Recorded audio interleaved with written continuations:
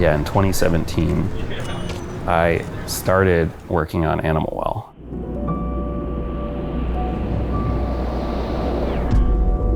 For a long time, it was just like nonstop thinking about the game. And it wasn't so much that like I had this external deadline, it was more the game had just grown into this like obsession.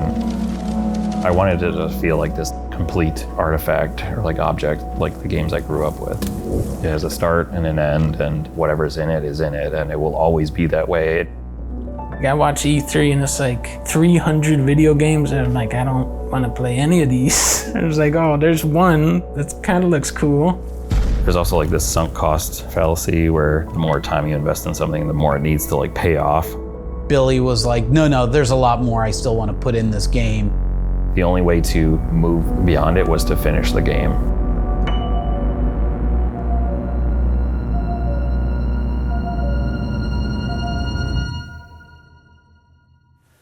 All right, so here we got a big Secret of Mana poster. One of my favorites. Not many people know, but this poster kind of holds a secret. I had to invest in another piece to be able to frame this. It's also very beautiful in its own way, but you wouldn't. It's kind of not something everybody gets to see.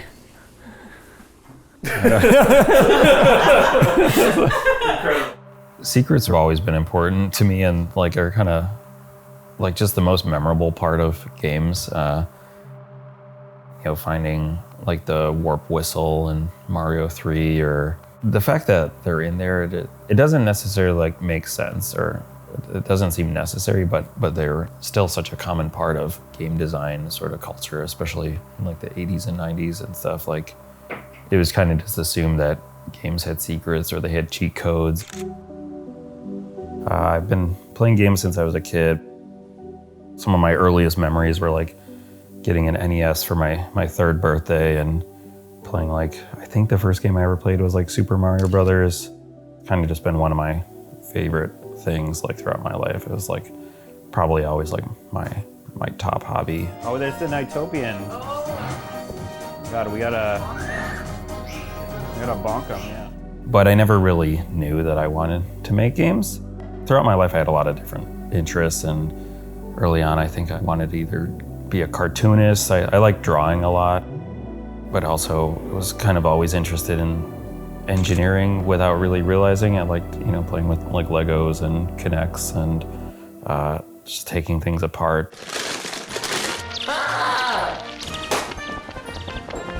Later on, when I was in like middle school and like high school, I got into like movie making stuff. I kind of discovered my parents' like camcorder and would go around the neighborhood and like shooting like Jackass style videos with my friends, where we would just like climb up on roofs and like the joke was just like, okay, now jump off the roof and like get hurt. And so I remember just shooting videos like that and be like, oh, cool, you hurt your ankle. Let's go do it again. Excellent.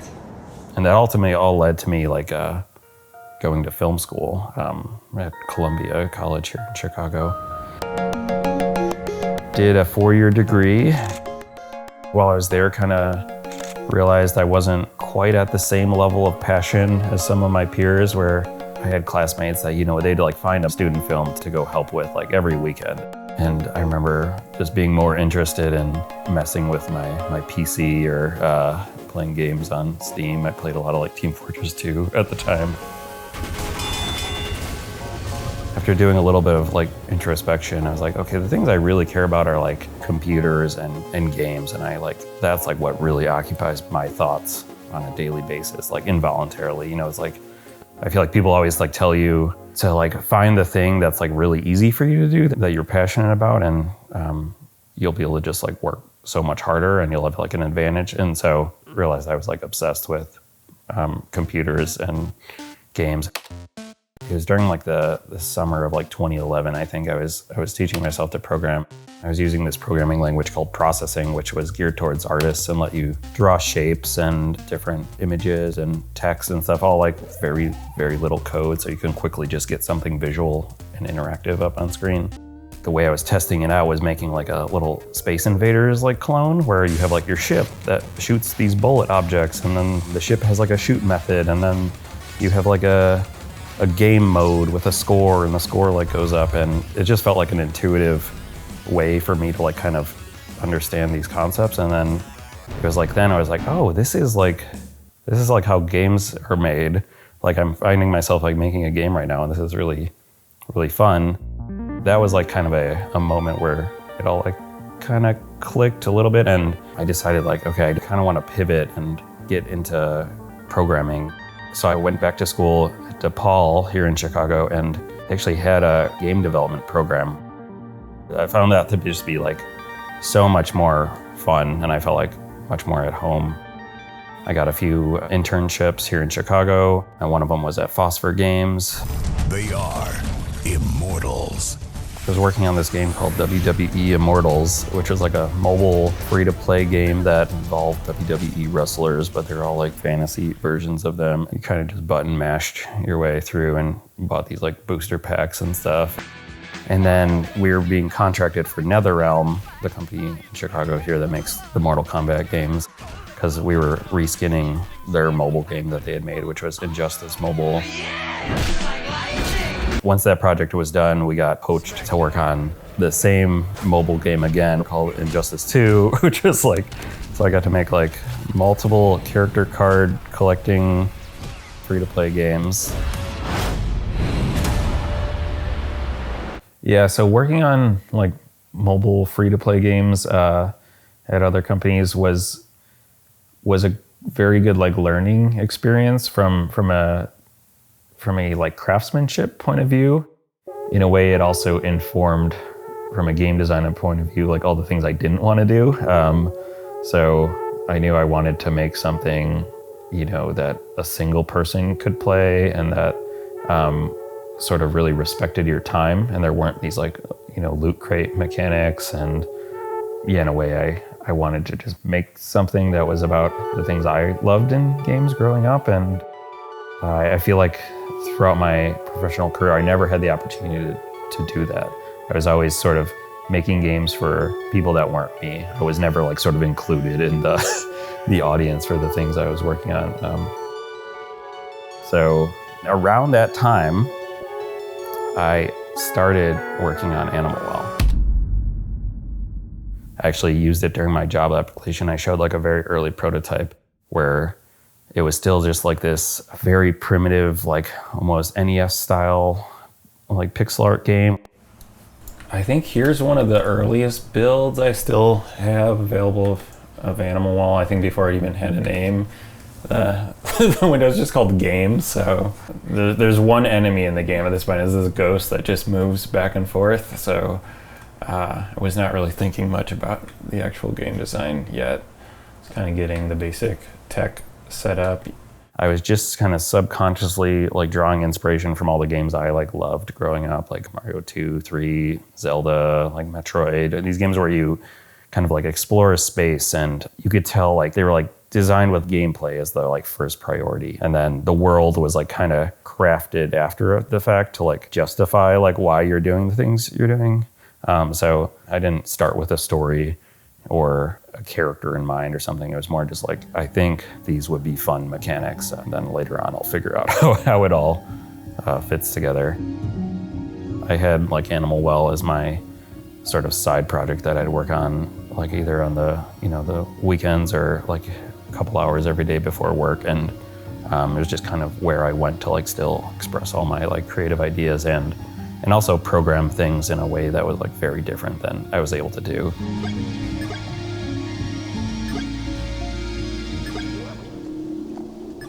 So yeah, Animal Well started that way as just like a blank C++ project, and I kind of wrote the renderer and the audio and handled input and all that stuff myself. It's just a Windows application. I used DirectX for graphics, and X-Audio 2 to playback sounds. A lot of the sound effects in the game are just made from me messing around with different filters.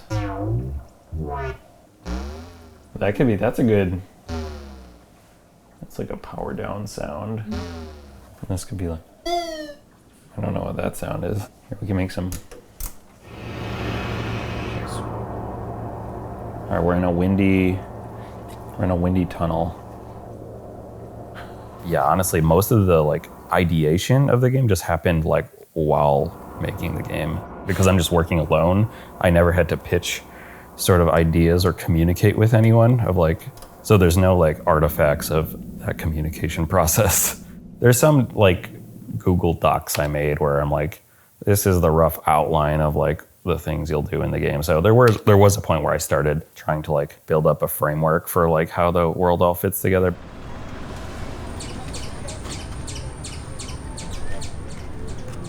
I take a lot of inspiration from spaces in the real world. Yeah, I live in Chicago, and oftentimes I'll walk around the neighborhood just trying to like kind of decompress and think of ideas, and oftentimes I'll walk past people's yards that are kind of filled with these lawn ornaments or like stone statues, and they're often whimsical or like of different animals, and oftentimes they're kind of like overgrown with like weeds or potted plants. Just kind of thinking, like, what is the thing that draws this all together? Is there some sort of underlying mythology that all these statues are a part of?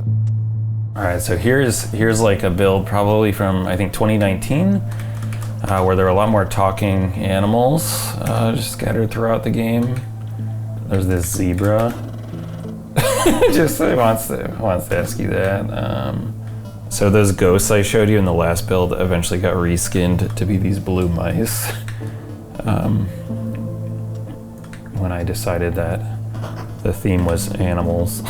I came up with the name Animal Well probably after the first year of development. I found myself during that time just drawing a lot of animals. I knew I didn't really want humans in the game or real world elements, and I just find animals to be like more relatable or more universally like identifiable, like anyone can kind of see themselves in them. Yeah, this is in here. So this like crow enemy is one of the like first things that got designed, and I actually made it into the final game as like kind of a off the beaten path kind of thing, but this was very early on. I was just drawing a lot of watery, earthy, like architectural stuff. And again, like most of the development was me just not really communicating with anyone. I was just doing what kind of came natural. And as I was taking a look at what I had made up until that point, just early on, and what I was enjoying making, I like crafting these like intricate architectural spaces. I like drawing animals. And it's like kind of a moody, uncanny atmosphere. So the name is it's kind of just descriptive, but also a little ambiguous. I didn't really want people to know for sure if the game takes place in a literal well or if it's like a metaphor. I thought it would be kind of cool to just like draw inspiration from the area I live in, because this is a game about atmosphere and mystery and is filled with secrets, and it's about uncovering something in a place where you thought you were already familiar with, and then later on it's revealed that this thing was there all along. That was like the feeling I wanted people to have while playing the game.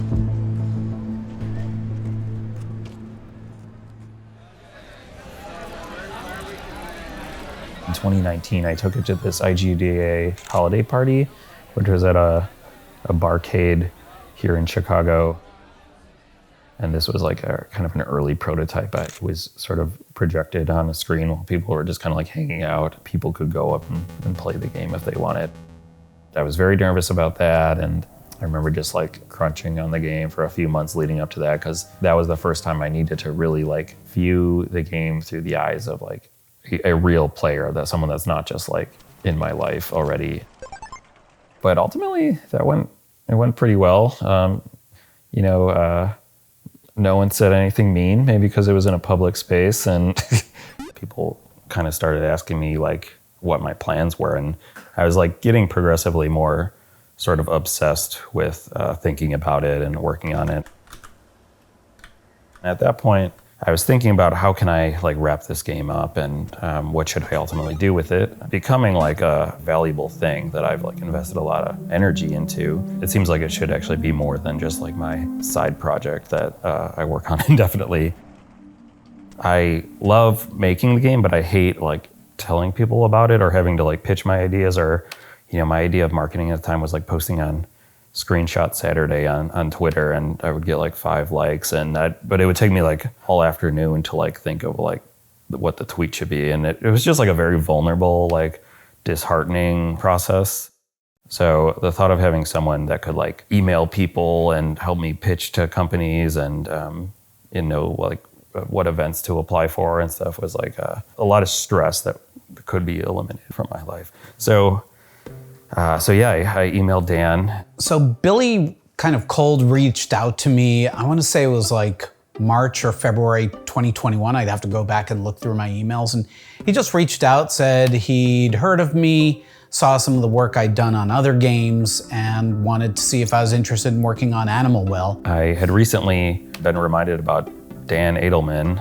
I saw this documentary on IGN.com about the making of Axiom Verge 2, and it's kind of reminded of Dan's role in that project where Tom Happ works alone and handles all the development, is still like, for all intents and purposes, a solo developer, but then Dan kind of takes over all the business and marketing sides of things and kind of presents the game to the rest of the world. He sent a very brief description, a couple screenshots and some GIFs, and I was like, I mean, sounds cool, but I'd like to play the game. So he like about a week later, he sent me a build. My idea was like, if I could just get this one person like on board. I hadn't like pitched to anyone or emailed to anyone. I didn't ask anyone for help. This was the first time.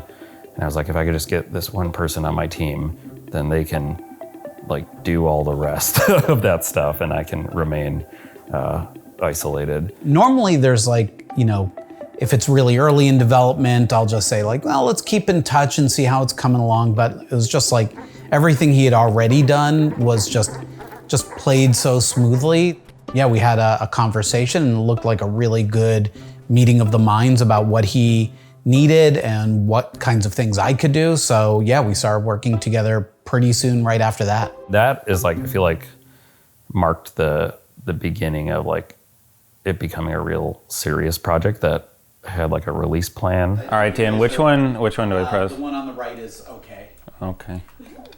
First thing that I noticed when I was playing a very early build of Animal Well was how I was losing track of time. I was just exploring and enjoying, and the controls felt very responsive and intuitive, almost like I forgot I was playing a video game. It just, the connection between brain and screen was just, there was nothing in between. And yeah, we got like a preview from IGN.com, which was cool, and PlayStation like announced the game for us on the PlayStation blog. Yeah, we kind of just like, at that point it was like a public thing, and then started this kind of long process of continuing to market the game and apply for events. We applied to be in Day of the Devs the summer of 2022. We were lucky enough to like get accepted into that. Hi, I'm Billy Basso. Today I'm going to be showing you a game I've been working on called Animal Well. It was cool because it was kind of tacked on to the end of Summer Games Fest, which had like millions of viewers. So at the time, sort of started to figure out that we should be marketing the game in a way that like reflects how you play the game. So the game's very much about secrets and having there be sort of more than what is visible on the surface. So instead of just doing like traditional game marketing with like a trailer and showing the art and the gameplay, we wanted people to like get the sense that there's like layers to this experience. So we designed an ARG puzzle to like hide in our Day of the Devs video. Also, there's a puzzle in this video that may require some community collaboration to understand. But the first 10 people to figure it out will get a free copy of the game at launch. I was always amazed at the community's ability to solve the puzzles. We had a picture of this guy from like the 1700s or 1600s, and there was like a picture in the background of Billy's office, and somehow they figured out who that was and what that meant for the solution to this puzzle. And so I already knew that they were extremely capable. Within like minutes of that getting live streamed, we had like hundreds of people like kind of flood in, and Dan posted this funny picture at the time and of like hyenas like tearing apart like a carcass, and that's what it felt like for them solving the puzzle. They're just like there was like multiple stages to it, and the first stage I think they figured out within like, I don't know, like 15 minutes. Double Fine's event actually highlighted some of the more promising indie titles. The two that caught my eye were Shim, where you jump from shadow to shadow, and Animal Well. Every game at E3 is trying to be cute and loud. These games look like they actually might be fun. We were getting coverage from being, part of Summer Games Fest. Video game Dunkey made a video kind of summarizing everything that was shown, and Dunkey gave a little bit of a mention to Animal Well, and I thought he was going to make fun of the game, but he said like, "Oh, it actually looks like it might be good." And that was like the highest praise I could ever hope to get. I watch E3 and it's like 300 games, and I love video games, but it's like 300 video games, and I'm like, I don't want to play any of these. And it's like, oh, there's one that kind of looks cool. And we saw from just that like 5-second mention, we got like a noticeable bump in wish lists, which were becoming more and more important. One of the challenges was, I was telling him like, I really like playing this game, but no single screenshot really captures what's special about the game. Even a quick video like snippet of the gameplay doesn't capture that feeling of like what happens when you uncover some secret and you figure it out on your own. So we struggled for a long time to figure out how best to communicate that element of the game. And once we kind of caught the eye of Video Game Dunkey and Leah, once they kind of shined a spotlight on it, the issue of how do we get people even to notice this game went away. From there, I looked up the game on Twitter, and I like followed, I think it was Billy and Dan, or maybe it was the Animal account and Dan, and I just kind of followed it to keep tabs, like, because Jason was interested and it looked cool, so. Dan started messaging Leah on Twitter, or they started like a conversation got started. Just replied to say like, thank you, I'm like happy you guys, thank you for giving us like a little shout out earlier that summer.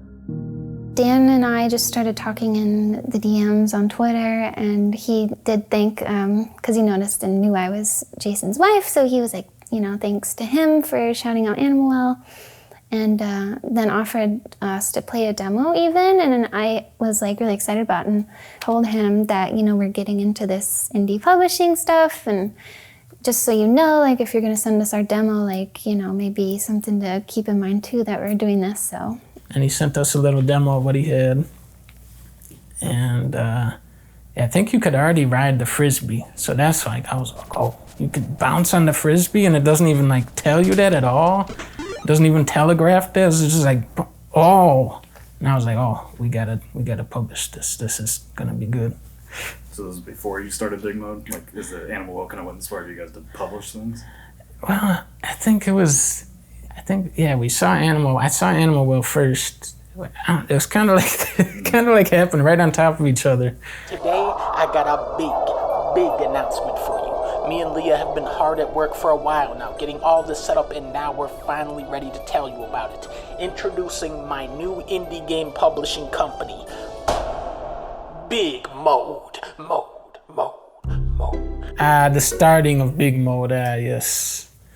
That was, I think, Leah's idea. So yeah, I don't have any previous experience, so much that like I didn't really even understand the whole relationship between publishers and developers and any of that side of things when it came to games, but I had just kind of always been a fan and following various indie games online, and I would see them like trying to get funding, and I would see them kind of get like stuck in development and things like that. So I was just kind of saying to Jason one day that I wish we could just like fund the game and like help it get made. And he was like, well, that's what publishing is. And I was like, oh, right. Someone else came up with that idea already. And then we made it, we announced it, and then the fans were like, yeah, that's cool.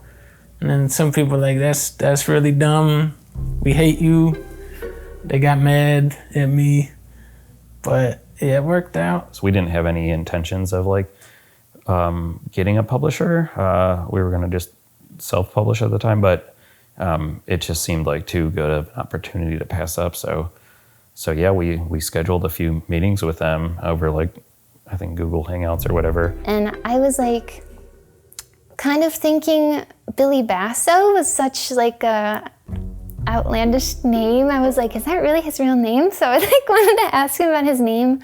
And I was sort of thinking, well, this game is sort of reminding me of Fez a lot. I wonder if it's like a Phil Fish tribute, like Billy Basso, Phil Fish. It was so like, I don't know. So I was like just curious about him and like, who's this guy, Billy Basso? And yeah, they just seemed really nice. And I was worried about, giving up creative control or having them be like overly opinionated. And that just like didn't end up being the case at all. They wanted to be very respectful of sort of the existing creative direction of the game. I think he actually said on the phone like, oh, I just want it to be the best it can be, basically. And so I was like, okay, yeah, he's like really genuinely like, this is kind of his baby and he really cares about this. And that's what we were really looking to support. We ended up kind of working with them. Yeah, hello, I am Funny Man Video Game Donkey from Bigmode Publishing. I am joined today by the creator of Animal Well, Billy Basso. Hello, I'm Billy Basso, the developer of Animal Well. I've been working on Animal Well for over 5 years at this point, all alone. I was trying to give people the experience of finding something new in a place they've already been before. That following January, we announced like our partnership, and it was like a really explosive moment for like the game's public profile. We got like just like a ton of coverage and like wish lists at the time, and it was probably almost like tenfold what we like had before. Yeah, so it was just like very exciting. At that point I knew like I can like really probably stop worrying about the marketing of the game and I could just go back to working and focusing fully on development. I would say the scope was gradually increasing as time went on. I think the more coverage the game got, the higher the expectations were for it, at least for me internally. There's also like this like sunk cost fallacy where, the more time you invest in something, the more it needs to like pay off. I kind of just retreated from public view just to like fully focus on making the best game I could possibly make. so Jason and I would like both play every new build that got put out, and we would kind of find different things because you can go so many different routes in the game. So we would both stumble upon different things. I would come in the room and Leah would be in this like weird room. I'm like, what? That's in Animal Well? That's in the game? She's like, yeah. Don't you know how to do this? I'm like, no, I didn't know that was in there. We'd go on the call with Billy, I'm like, Billy, you did this? I was like, oh yeah. It's been in there for 3 months. You guys didn't know about that? What? He would be so secret with us. Even like, we were publishing it with him and he would just be like totally secret about the stuff in there. He's like, no, I'm not telling you.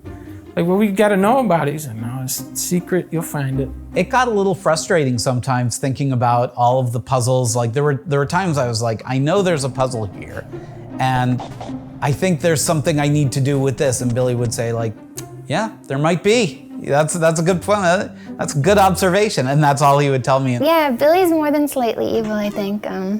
He's definitely got an evil streak. He played a lot of tricks on us. Yeah, there was this fanny pack in the game. And it's a prize that is still in the game, but at first he had put it as the prize for getting all of the eggs, which like if you've played getting all the eggs is a big task. And then at the end of it, you got this fanny pack and we were like, is he really, would Billy really do this? He's like a genius level guy, like thinking like the most devious, he's so devious That was our big contribution to Animal Well. It's like just trying to talk Billy away from just making it evil. We're like, Billy, it should be a little less evil. It should be less evil. And then eventually he'd be like, all right, I'll make it a little less evil this way. Yeah, ultimately the fanny pack did move. So that was good. When I work with solo developers, I'm not so much worried about scope creep and things like that as much as I am about the mental health of the person working on the game. That's probably a bigger consideration of like, how much pressure are they under? Are they, crunching?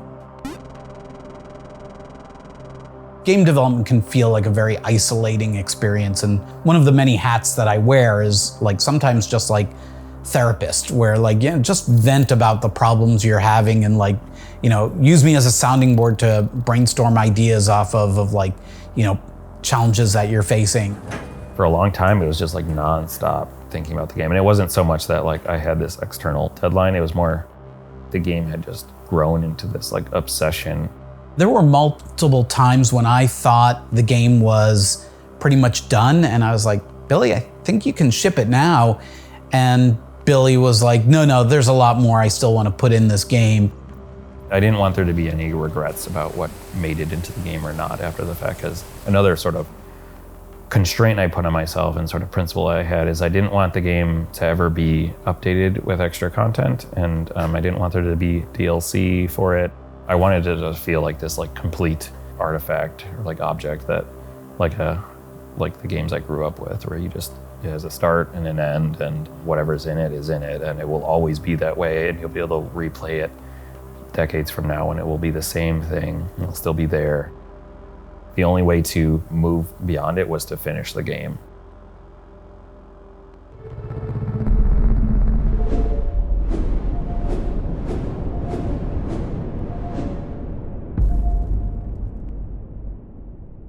So on May 9th, 2024, a release date finally arrived.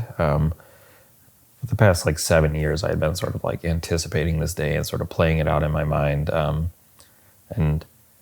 would say for like the months leading up to it, it felt like every one of those days was like the day before a release date. I was just like kind of just like indescribably anxious and excited the whole time. Yeah, so I got up early that day. Dan flew into Chicago, and we just like got into my office and just got ready to like press the release button on Steam, and the consoles were sort of scheduled to go live. All right, everyone. 9, 8, 7, 6, 5, 4, 3, 2. 1 second early. Oh, that's okay. It's loading. Okay, come on. God, I should have clicked it 10 seconds early. Oh no. Okay, everyone will just think it's their own internet. Yeah. Their own Okay. internet. All right. Yay! Congratulations!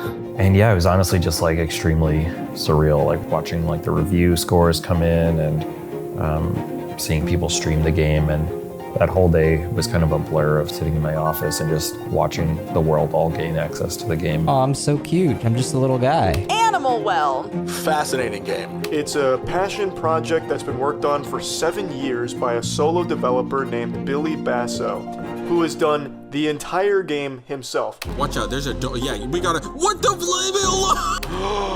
Oh, the wiener dog can go in the tunnel. That's terrifying. The game is incredible at evoking things in a wordless, beautiful, visual wonder. I'm now dubbing Animal Well my new favorite video game of all time. I'm just almost like numb from like the amount of like stimulation. Not only is Animal Well lovely to behold and a pleasure to bound around, it's a puzzle lover's paradise. It felt like the stars like all aligned at launch, and the review scores were much higher than I was expecting. I think just on average, people really got what we were going for, and I was kind of surprised by that. I thought it would be a more niche game, but it achieved a level of like widespread appeal that was very surprising to me. This was the good game, but like being good doesn't really mean you're successful anymore. Like, even if you make a really good game, I don't know, I didn't think people would like it as much as they did, even though it was a great game, you know. But people really, they liked it. I was like, wow, you guys like it.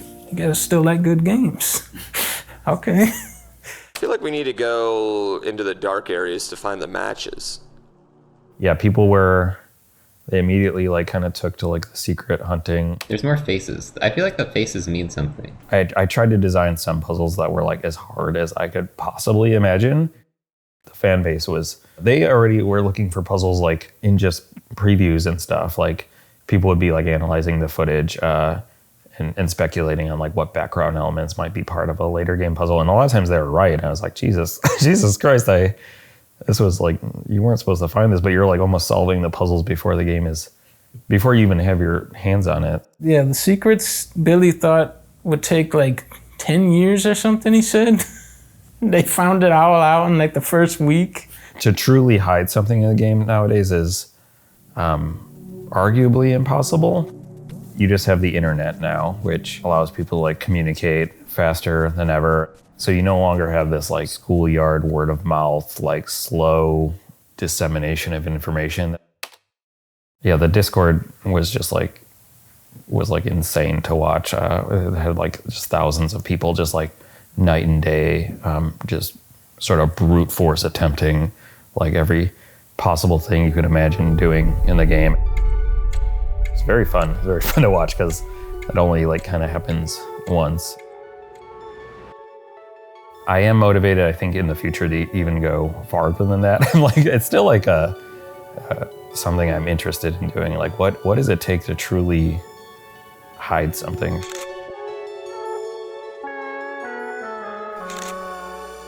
We were nominated for probably over like 60 awards that we were nominated for. The nominees for Outstanding Achievement in Game Direction are Animal Well.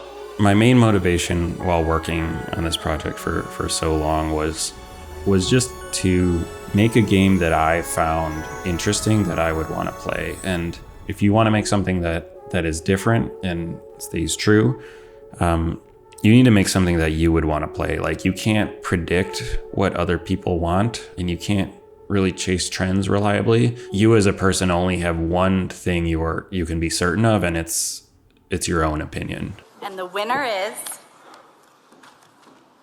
Animal Well.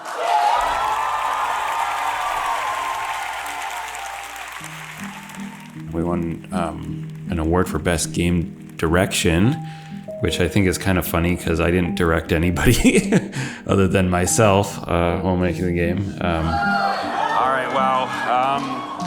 Was not expecting this, but yeah, so Animal Well is pretty much the result of me being kind of like left to my own devices throughout all of development. If I were able to like see myself now from the point of view of when I was like 12 years old or something, like, yeah, it would just be the most amazing news. I would be so happy, and I probably wouldn't believe that it would be possible. Yeah, I'm just super grateful. This is amazing. Thank you so much. I'm just really grateful that I was able to do this, and I really just like can't like thank people enough, and all the help I got from Dan and Bigmode, and thanks to all the fans and the people, you know, writing guides and maintaining the wiki and the mods for the Discord, and it's just become something so much bigger than I ever made it on my own. And I am starting to dabble and set up a new project that is, again, sort of serving as that fun escape from the more serious work. So yeah, still very busy despite finishing the game, but yeah, I definitely plan on making another one. Are there still secrets in the game? I don't know.